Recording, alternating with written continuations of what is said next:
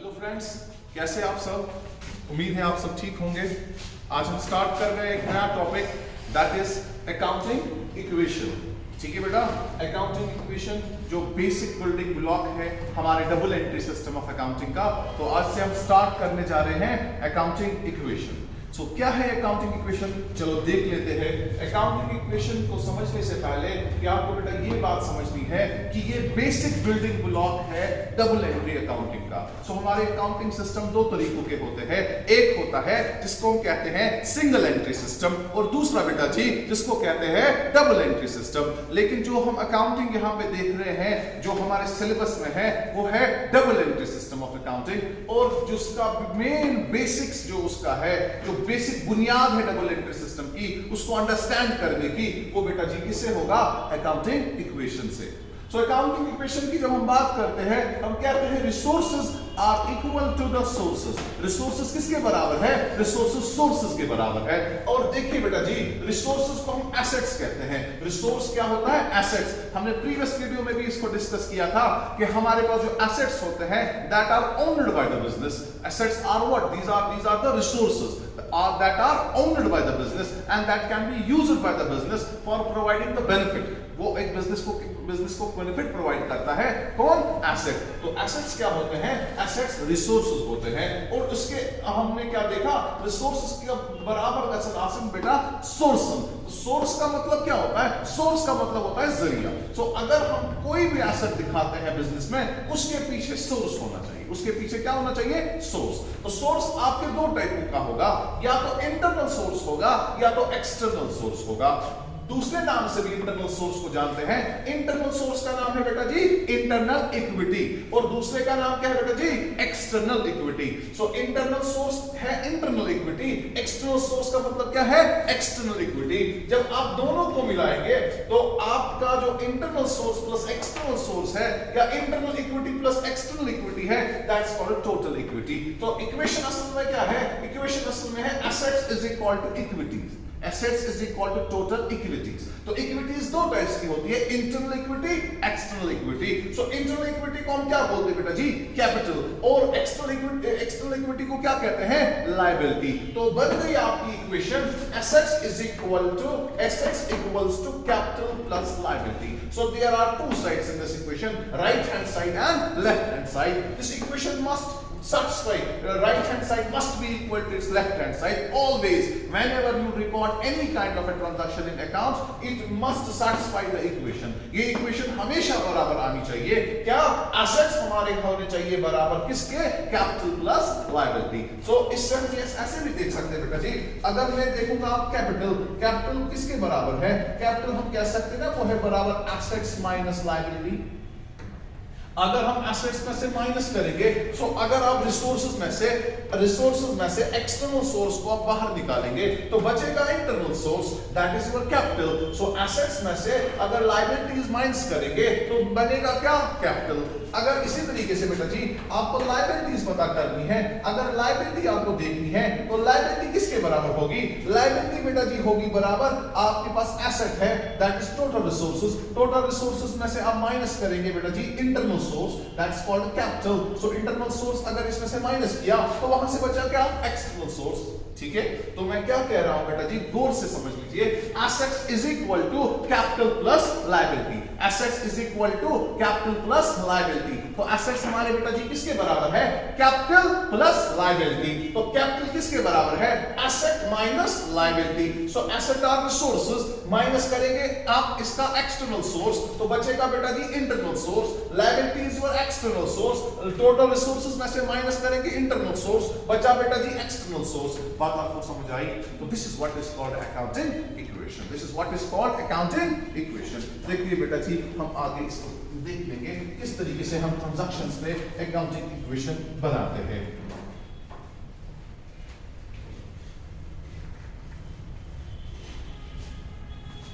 आप आप देख लीजिए, मैं पहले ना बोर्ड पे कुछ ट्रांजैक्शंस लिखूंगा, फिर हम उसी की इक्वेशन बनाएंगे। तो आप वीडियो को बेटा उस समय पॉज कर लेना और आप ट्रांजैक्शंस को कॉपी करना अपने नोटबुक पे, आप मेरे साथ प्रैक्टिस करना, आपको ये बहुत ही अच्छे से आएगा। बहुत ही आसान टॉपिक है, बेस है डबल एंट्री सिस्टम की। So first I will write some transactions on the board, then you will accordingly copy it on your notebook, then we will start to record it in the accounting equation. से मैंने पहली transaction दिखाई, रहीम commenced business with cash rupees 5 lakh. Next मैं लिख रहा हूं, he paid rupees 1 lakh into bank. उसके बाद मैं लिख रहा हूं purchased goods on cash rupees 50,000. उसके बाद लिख रहा हूं purchased goods on credit from Mr. Ahmed rupees 50,000. उसके बाद लिख रहा हूं मैं sold goods on cash rupees 62,000. उसके बाद लिख रहा हूं फिर से sold goods on cash costing rupees 50,000 for 62,000. एक और ट्रांजैक्शन लेते हैं बेटा जी, paid rent rupees 5,000 through cheque. तो मैंने कुछ ट्रांजैक्शंस यहां पे लिखी, इन ट्रांजैक्शंस का हम अकाउंटिंग इक्वेशन देखते हैं. ठीक है बेटा जी, अकाउंटिंग इक्वेशन देखते हैं किनका, कि हमारे पास कुछ ट्रांजैक्शंस है, रहीम कमेंस्ड बिजनेस विद कैश, पहली ट्रांजैक्शन ये है, और उसके बाद हमने क्या देखा, he paid rupees 1 lakh into bank. That's second transaction. Third transaction है purchased goods on cash rupees 50,000, और एक transaction है purchased goods on credit from Mr. Ahmed rupees 50,000. फिर एक transaction है sold goods on cash rupees 62,000. उसके बाद है sold goods on cash costing 50,000 for 62,000, और उसके बाद है बेटा जी paid rent rupees 5,000 through check.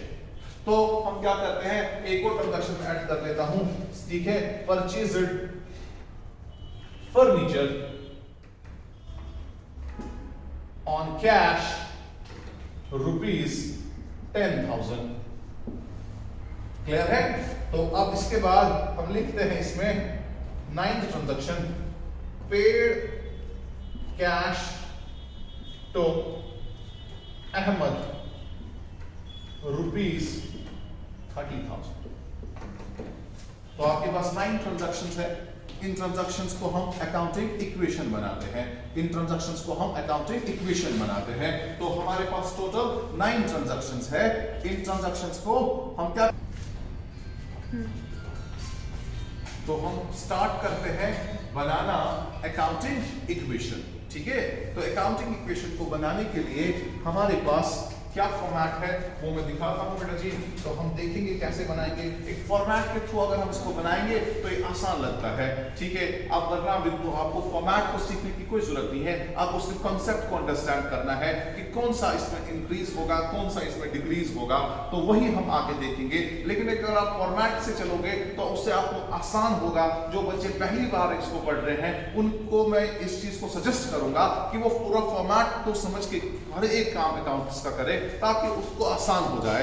वरना आपको वहां पे फॉर्मेट या कोई डिस्क्रिप्टिव क्वेश्चन करना तो नहीं है, आपको तो वहां पे एमसीक्यू सॉल्व करना है. लेकिन सीखने के लिए बेटा जी जरूरी है कि आप पहले इसका प्रॉपर फॉर्मेट अंडरस्टैंड करें. ठीक है, तो देख लीजिए.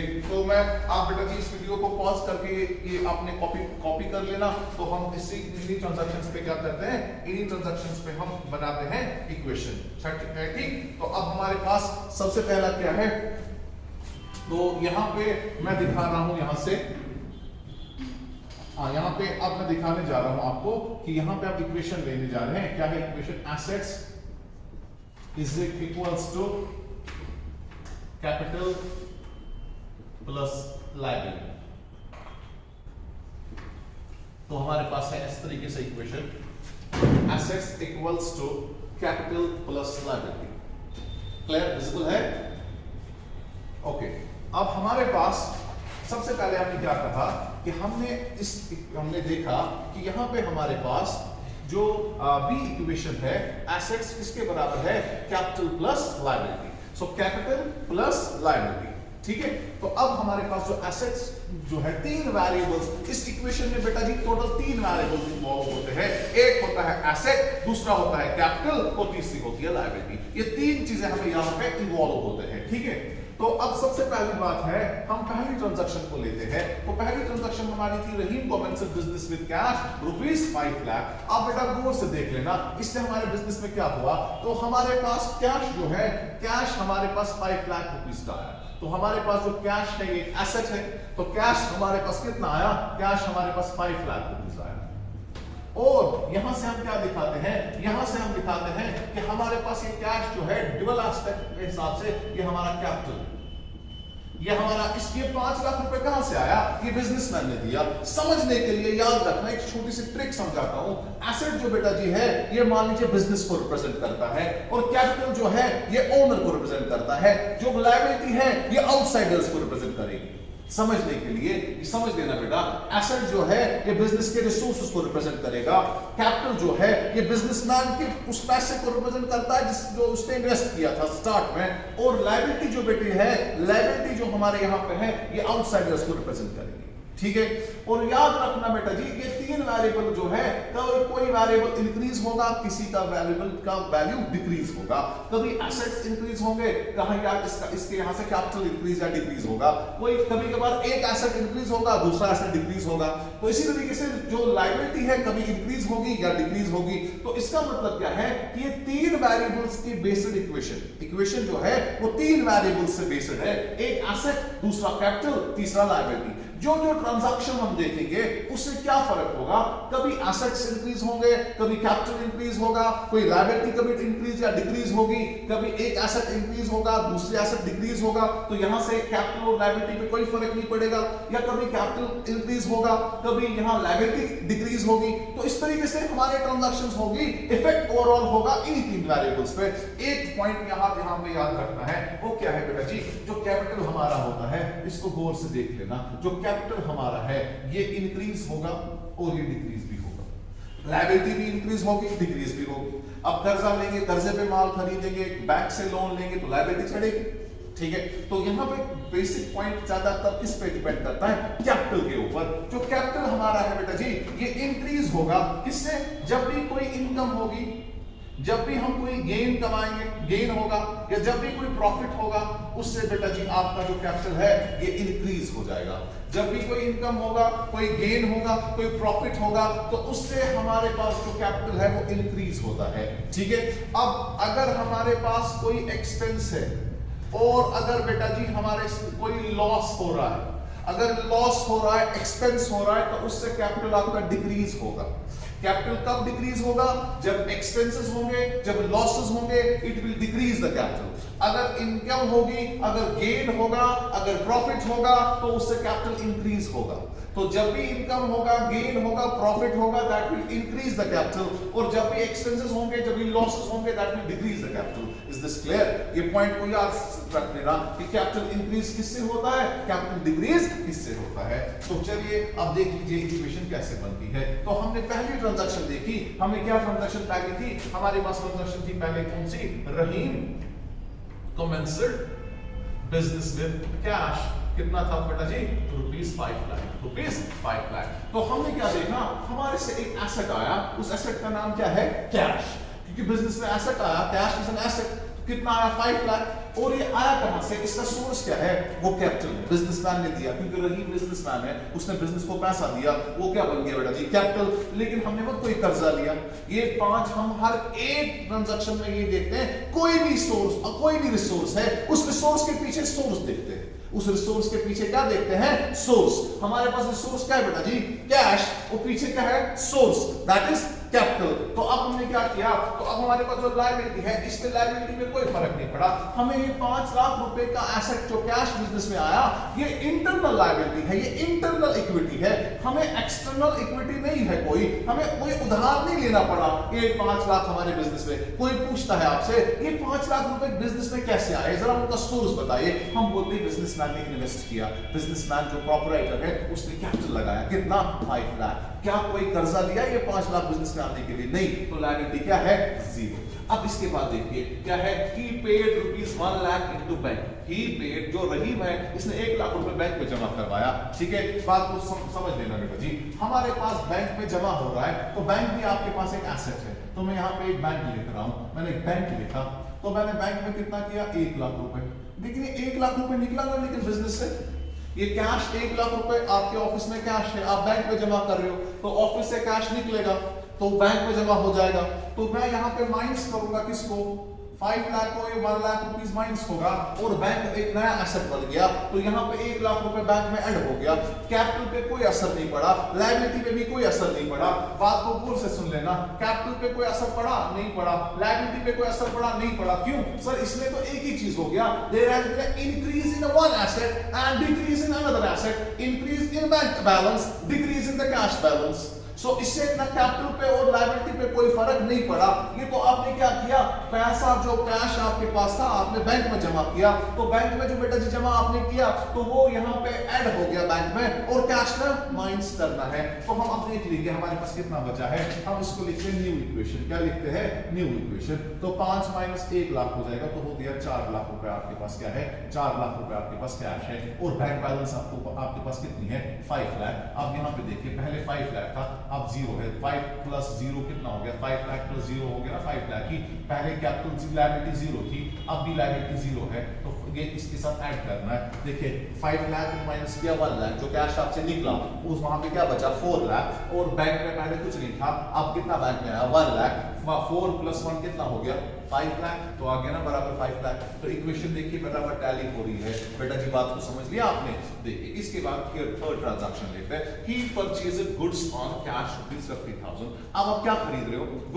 गुड्स आपके पास है ना एसेट, तो आपके पास जो गुड्स है, गुड्स आपके पास स्टॉक कहलाता है। स्टॉक का मतलब क्या होता है बेटा जी? स्टॉक का मतलब क्या होता है? That is an asset, that is an asset. तो मुझे बताइए स्टॉक कितना आपको आया?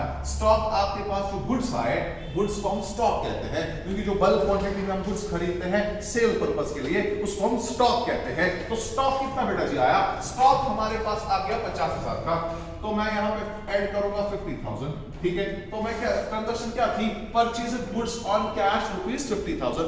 कैश 50,000 रुपए हमसे निकलेंगे और वहां से माल आएगा, हमने यहाँ से उसको पे किया और वहां से गुड्स लिए, तो गुड्स को हमने इंक्रीज किया स्टॉक के फॉर्म में, और बेटा जी कैश माइनस होगा 50,000। दैट्स कितना? यहां से कैपिटल पे कोई फर्क नहीं पड़ेगा, लायबिलिटी पे कोई फर्क नहीं पड़ेगा। क्यों? ये दोनों जो पहली ट्रांजैक्शन थी, पहली ट्रांजैक्शन जो बेटा जी थी, ये पहली ट्रांजैक्शन वो कैपिटल की थी, दूसरी ट्रांजैक्शन जो थी वो पैसा हमने बैंक में जमा किया था, तीसरी ट्रांजैक्शन जो हमने परचेज गुड्स किए on cash, purchase of goods किए ना आपने ऑन कैश, तो आपसे स्टॉक इंक्रीज हो गया, कैश डिक्रीज हो गया, कैपिटल और लायबिलिटी पे कोई फर्क नहीं पड़ा। तो हम फिर से क्या करते हैं, हम एक समझने के लिए फिर से एक न्यू इक्वेशन लेते हैं। न्यू इक्वेशन में आपने क्या किया? 4 लाख को माइनस किया 50,000, तो आपके पास कितना बचा? ये 3,50,000 प्लस क्या करेंगे? Bank balance. बैंक बैलेंस में हमें कोई चेंज नहीं हुई, वो अपने ही 1 लाख रुपीस है, और स्टॉक आपके पास अब नया आ गया 50,000 रुपए का, और ये 5 लाख पहले भी था अब भी है, तो 5 lakh is equal to 5 lakh. Liability पे कोई असर नहीं पड़ा। इक्वेशन देखिए बराबर आ रही है, 3,50,000 प्लस 1 लाख हो गया 4,50,000 plus 50,000 means 5 lakh. 5 lakh equals to 5 lakh, left hand side equals to right hand side. Equation हमारी सही आ रही है। Is that clear to all of you? हाँ, अब आगे अगर आपको कोई क्वेश्चन होगा, आपको कोई इश्यू होगा, आप ग्रुप में हमें पूछ सकते हैं, हम उसका जवाब आपको देंगे। जो हमारे अपने डायरेक्शन के ग्रुप्स चल रहे हैं उसमें आप हमें क्वेरी कर सकते हैं, we will give the answer to that. बात समझ आ रही बेटा जी? अब इसके बाद अब नेक्स्ट है ट्रांजैक्शन नंबर 4। हम अब फिर से माल खरीद रहे हैं। Purchased goods on credit from mister Ahmed ₹50,000। हमने फिर से माल खरीदा, फिर से गुड्स आएंगे, लेकिन आज पैसा आपने नहीं दिया, आपने उधार पे लिया। जब हम उधार पे लेते हैं तो हमने उसको क्या किया होगा, हमने उसको प्रॉमिस किया होगा। मैंने प्रीवियस वीडियो में कहा था जब आप किसी को प्रॉमिस करते हो पे करने का तो वो लायबिलिटी बन जाती है, वो कर्जा चढ़ जाता है। तो बेटा जी क्या लिखेंगे, यहां से हमें फिर से माल आएगा, हमें और गुड्स आ गए 50,000 के। आज कैश माइनस नहीं होगा क्योंकि हम मत कैश इसको दे रहे हैं, हम इसको प्रॉमिस कर रहे हैं। जब हम प्रॉमिस किसी को करते ना पे करने के लिए तो वो क्या होती है बेटा जी, वो लायबिलिटी बन जाती है। तो यहां पे 50,000 यहां लायबिलिटी में इंक्रीज हो जाएगा। ठीक है, अब इसके बाद फिर से लेते हैं न्यू इक्वेशन। क्या लेते हैं, न्यू इक्वेशन। तो न्यू इक्वेशन में क्या होगा, 3,50,000 अपना ही है कैश, बैंक बैलेंस में कोई फर्क नहीं पड़ा तो 1 लाख अपने पास है। यहां पे आज पहले 50 प्लस 50 हो गया 1 लाख, आपके पास 1 लाख रुपीस के गुड्स है स्टॉक, और कैपिटल पे कोई असर नहीं पड़ा, कैपिटल आपका 5 लाख अपना ही है। लेकिन आज आपको अहमद की लायबिलिटी चढ़ गई, अहमद क्रेडिटर हमारा बन गया और 50,000 रुपए का हमारा उधार चढ़ गया। देखिए 5,50,000 equals to 5,50,000, you are getting the point, clear है। अब इसके बाद क्या है बेटा जी, sold goods on cash rupees 62,000। अब हम माल बेच रहे हैं और वहां से पैसा आ रहा है, ठीक है। तो कितने में माल हमने भेजा, यहां पे सेलिंग प्राइस लिखा है 62,000, sold goods on cash rupees 62,000, तो हमने सेल किया है। तो देख लीजिए बेटा जी क्या होगा, हमें कैश आएगा आज, यस कैश आ रहा है, 62,000 का कैश आएगा और गुड्स भी निकलेंगे, गुड्स माइनस हो जाएंगे 62,000 के। तो यहां पे देखिए increase in one asset, decrease in another asset, तो ये प्लस माइनस कैंसिल होगा, यहां से कोई फर्क बेटा जी नहीं पड़ा, यहां से कोई फर्क नहीं पड़ा। जरा लीजिए न्यू इक्वेशन फिर से, अगर न्यू इक्वेशन फिर से लेंगे, न्यू इक्वेशन क्या कहती है, अब पहले 3,50,000 था तो माइनस कितना करना है 62,000, तो यहां पे माइनस करेंगे इसको 62,000, तो आप बताइए बेटा जी, तो 3,50,000 ठीक है, माइनस कितना करना है, तो वो होता बेटा जी आपका 2,88,000, क्लियर है, 2,88,000। सो आपके पास पहले 3,50,000 था, 3,50,000 में से कितना माइनस किया 62,000, फाइन। तो आपके पास 3,50,000 का पहले कैश था, सॉरी अभी आप प्लस करेंगे, माइनस नहीं करना है। सो प्लस कर रहा है क्योंकि कैश आ रहा है, if we have to increase, cash increase हो गया तो टोटल कितना बनेगा, ये बनेगा 4,12,000। तो पहले हमारे पास कैश कितना था 3,50,000, प्लस करेंगे इसको कितना 62,000, तो ये हो गया 4,12,000, ये कैश आपके पास आया। बैंक बैलेंस आपके पास क्या है, वो अपनी है आपके पास 1 लाख, लेकिन यहां पे बेटा जी आपका स्टॉक अब कम हो गया, ठीक है, स्टॉक क्या हो गया, स्टॉक अब हमारा कम हो गया। कितने का स्टॉक कम हो जाएगा, 62,000 आपको माइनस करना है स्टॉक में से, तो 62,000 जब मैं माइनस करूंगा स्टॉक में से, वहां से बचेगा कितना, तो हमारे पास अब बचा टोटल कितना 38,000,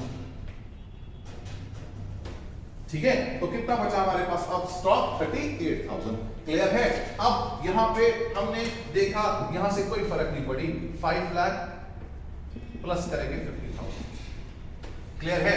अब यहां पे फिर मैं सोल्ड गुड्स कर रहा हूं, फिर से यहां पे थोड़ी सी चीज करूंगा मैं, क्यों, क्योंकि स्टॉक आपके पास उतना नहीं है। देखिए अब हमारे पास कितना है स्टॉक 38,000, मैं लिख रहा हूं sold goods on cash costing rupees 38,000 और ये आप बेच रहे हो फॉर 40,000। अब हमारे पास माल कितना है और 38,000, इसलिए मैंने इसको चेंज किया। अब हम फिर से माल भेज रहे हैं, फिर से गुड्स को भेज रहे हैं, कितनों के गुड्स भेज रहे हैं, आज आपको यहां पे याद रखना कॉस्ट प्राइस दिया है, सेलिंग प्राइस भी दिया है, यहां पे प्रॉफिट भी आएगा।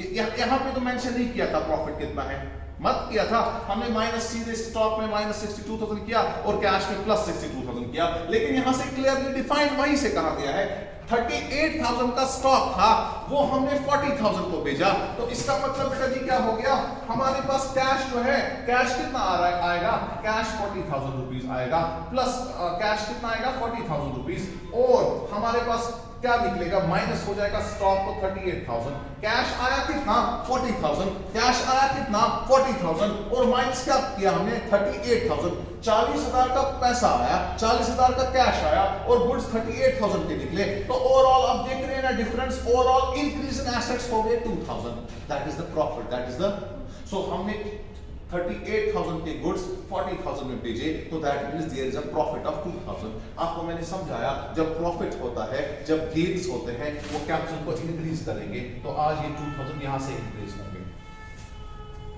आप देखिए आपके पास 40,000 रुपए का कैश आया, गुड्स कितनों के निकले 38,000 के ही। ओवरऑल इंक्रीज अगर हम देखेंगे ना एसेट्स का 40 हो गया, 48 एक एसेट आ गया 40 that's in the form of cash, और दूसरा माइनस हो गया 38,000, तो ओवरऑल इंक्रीज इसमें कितना हुआ? ओवरऑल इंक्रीज इसमें हो गया ना 2,000 because of a profit. Whenever there is a profit or a gain that will increase the capital, वो यहाँ पे आज ऐड होगा। अब जरा न्यू इक्वेशन को देखिए, न्यू इक्वेशन को आप जरा देख लीजिए। न्यू इक्वेशन अगर आप देखेंगे पहले ये 40, अब ये बन गया टोटल हमारे पास 4,52,000। ये आपके पास आ गया कैश 12 था पहले, अब 4,52,000। बैंक बैलेंस से कोई फर्क नहीं पड़ा, बैंक बैलेंस अपना 1 लाख अभी के अभी है, स्टॉक हमारा खत्म हो गया, अब हमारे पास कुछ गुड्स नहीं, ठीक है। इसके बाद यहाँ पे आपके पास पहले 5 लाख था, अब 5,02,000 रुपीज आपका कैपिटल हो गया और 50,000 रुपीज आपकी लायबिलिटी बन गई। Is that clear? Is that clear? Okay. Next देख लीजिए, paid rent ₹5,000 through check। हम रेंट पे करें, रेंट क्या है बेटा जी हमारे लिए? एक्सपेंस। बिजनेस का एक्सपेंस 5,000 रुपए है, वो हम पे कर रहे हैं किसके थ्रू? चेक के थ्रू। तो चेक का मतलब है बैंक से पैसे निकलेंगे, तो मैं माइनस करूंगा बेटा जी यहाँ पे किसको? माइनस करूंगा 5,000 रुपीज बैंक से, और चूंकि ये एक्सपेंस है, एक्सपेंस जब भी होता है तो कैपिटल हमारा रिड्यूस होता है, तो कैपिटल आज डिक्रीज हो जाएगा। कैपिटल किससे डिक्रीज होगा? कैपिटल होगा डिक्रीज बाय 5,000। जरा फिर से न्यू इक्वेशन लीजिए। अब आपके पास क्या कैश में कोई फर्क पड़ा? नहीं, कैश में कोई फर्क नहीं पड़ा। यहां पे आप देख लीजिए, यहां पे विजिबल है 4,52,000, ठीक है जी। और आपके पास यहाँ पे माइनस अब आएगा, अब आपने यहाँ पे माइनस 5,000 किया तो आपके बैंक में सिर्फ 95,000 है, स्टॉक तो खत्म हो गया। अब यहाँ पे 5,000 रुपीज कम हो जाएंगे, तो 5 लाख ये था पहले 5,02,000, 5,000 इसमें से कम करिए तो ये बनेगा 4,97,000, ठीक है। 4,97,000 क्लियर है।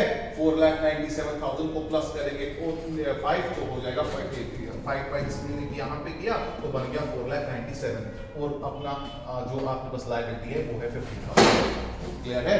50,000 इज क्लियर, फाइन। हाँ, अब इसके बाद यहाँ पे, अब इसके बाद आप देख लीजिए, अब नेक्स्ट ट्रांजैक्शन हम देखने जा रहे हैं। अब हमने क्या किया? Purchased furniture on cash ₹10,000, purchased furniture on cash ₹10,000। हमने फर्नीचर खरीदा है बेटा जी, कितने का? 10,000 रुपए का। तो हमारे पास एक एसेट नया आएगा, यहाँ पे मैं एक एसेट नया जोड़ता हूँ, दैट इज फर्नीचर। यहाँ पे मैंने एक और नया एसेट जोड़ा, दैट इज फर्नीचर। नकद पैसों में खरीद रहे हो तो बेटा जी माइनस हो जाएगा कैश को 10,000, और नया एसेट आज यहाँ पे आएगा कौन? किस फॉर्म में आएगा? फर्नीचर के फॉर्म में। कितने का फर्नीचर खरीदा है? 10,000। अगेन यहाँ पे कोई चेंज यहाँ से नहीं आएगी। न्यू इक्वेशन देख लीजिए जरा, तो आपके पास पहले 4,52,000 थे, अब आ गए 4,42,000, प्लस करेंगे 95,000, प्लस करेंगे 10,000, आपके पास जो 10,000 रुपीज का फर्नीचर आया, तो यहां से कोई चेंज नहीं आई, ये 4,97,000 था, 4,97,000 अपना ही आएगा, प्लस करेंगे 50,000, ठीक है बेटा जी। तो आपके पास टोटल कितना है?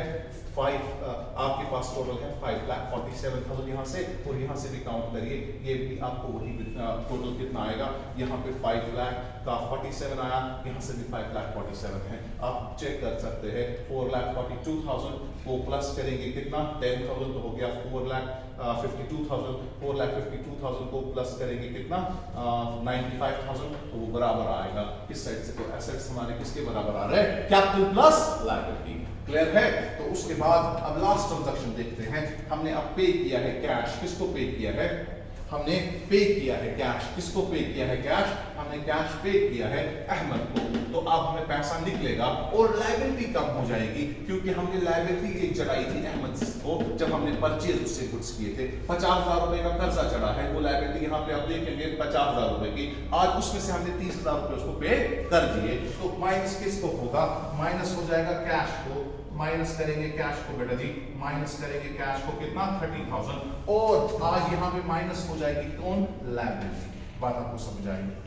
तो यहाँ पे बचा कितना, तो आप यहाँ पे बचा खाली हमारे पास 4,12,000, 4,12,000। सो यहाँ पे टोटल कितना बना 4,12,000, ठीक है। और हाँ, अब यहाँ पे अपने पास 95,000 अपना ही है, प्लस करेंगे 10,000, यहां से आ गया 4,97,000 प्लस आपके पास है 20,000। यहां तक this is your final equation, this is clear. तो इस इक्वेशन को फिर से देख लेंगे कि अगर आपको चेक करना है, हम पहले से देख लेते हैं। रहीम ने कमेंट्स बिजनेस किया था, तो हमारे पास कैश आया 5 लाख रुपीस, कैश कितना आया 5 लाख रुपीस, और उसके बाद यहां से कैपिटल हो गया 5 लाख रुपीस का, ठीक है। इसके बाद हमने देखा कि paid rupees 1 lakh into bank, उसने बैंक में 1 लाख रुपए भरा, तो एक नया एसेट बन गया बैंक का, तो बैंक में 1 लाख आ गया, कैश से वो 1 लाख निकला, तो इक्वेशन को हमने निकाला, तो यहाँ पे इक्वेशन ये आ गई। तो हमारे 5 लाख माइनस 1 लाख हो गया, 4 लाख बैंक में आ गया, 1 लाख बाद 4 प्लस 1 हो गया 1, 4 प्लस 1 हो गया 5, तो यहाँ से भी कितना है 5 लाख। उसके बाद एक और ट्रांजैक्शन हमने लिखी थी, परचेज गुड्स ऑन कैश, तो हमारे से कैश निकलेगा 50,000 रुपए और स्टॉक बढ़ेगा 50,000, यहाँ से कोई चीज नहीं आई, तो हमने 4 लाख को माइनस किया 50, तो हो गया 3,50,000, और ये 1 लाख बैंक बैलेंस अपनी है और नया स्टॉक आपको आ गया 50,000 का। तो अब ये आपके पास यहाँ पे 3,50,000 plus 1 lakh plus 50,000, again it's 5 lakh. फिर से आपने क्या किया, आपने फिर से परचेज गुड्स किए ऑन क्रेडिट, तो आपने 50,000 रुपए का माल फिर से लाया और एक कर्जा चढ़ गया 50,000 का, तो यहाँ पे हमने ये देखा 3,50,000 अपना ही, 1 लाख अपना ही, 550,000 प्लस 50,000 1 लाख रुपीस के गुड्स आ गए, और यहाँ पे 5 लाख है और उधार चढ़ गया आपको 50,000 किसका, अहमद का। तो उसके बाद हमने नेक्स्ट ट्रांजैक्शन देखी, सोल्ड गुड्स ऑन कैश, तो हमारे पास कैश आएगा 62,000 प्लस माइनस हो जाएंगे गुड्स 60,000 के, क्योंकि यहाँ पे तो हमने